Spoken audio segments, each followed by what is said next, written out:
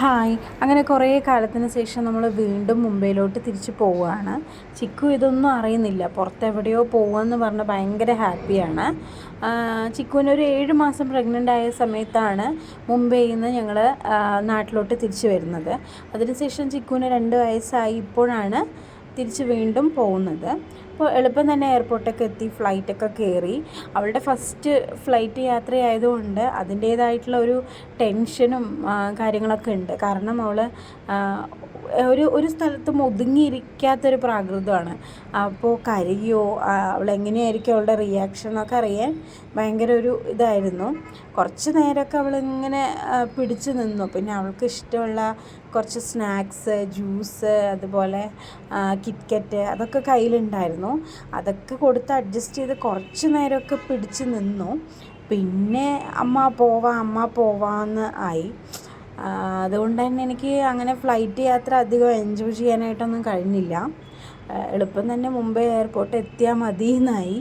പിന്നെ അവളുടെ കരച്ചിലും അതുപോലെ ഒച്ചപ്പാടും ഒക്കെ കേട്ട് അടുത്തുള്ളവരൊക്കെ ശ്രദ്ധിക്കാൻ തുടങ്ങി, അവളെ പാമ്പർ ചെയ്യാൻ തുടങ്ങി.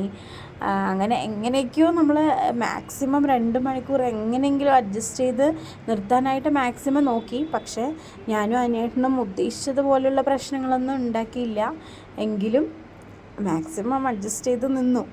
അപ്പോൾ എയർപോർട്ട് എത്താനായ സമയത്ത് ഫുള്ളും ഭയങ്കര കരച്ചിലും ഒക്കെ ആയിരുന്നു.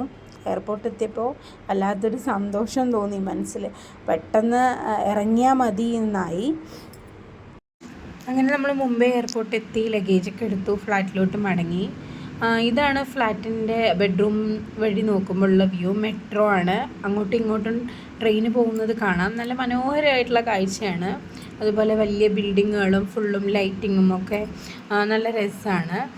മുംബൈ ലൈഫും പൊതുവേ ഫുള്ളും എല്ലാ സമയത്തും നല്ല വെളിച്ചവും ഒച്ചയും ബഹളമൊക്കെ ആയിരിക്കും.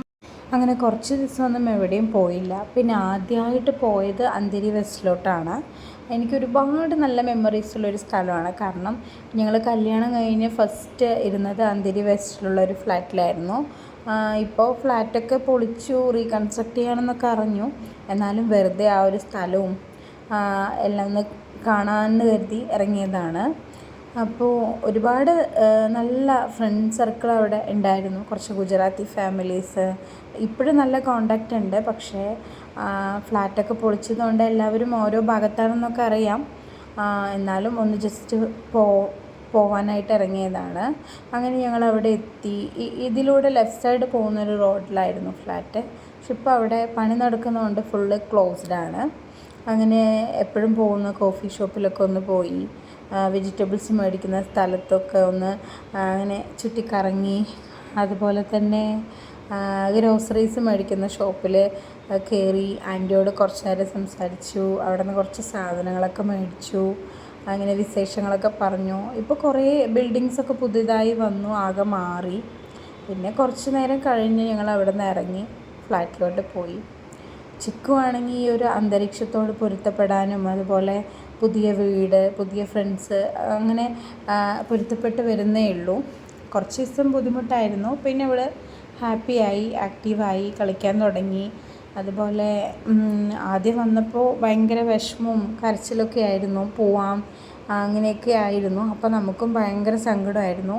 പക്ഷേ 2 ദിവസം കഴിഞ്ഞപ്പോൾ ഫുള്ളി അവൾ ഓക്കെ ആയി.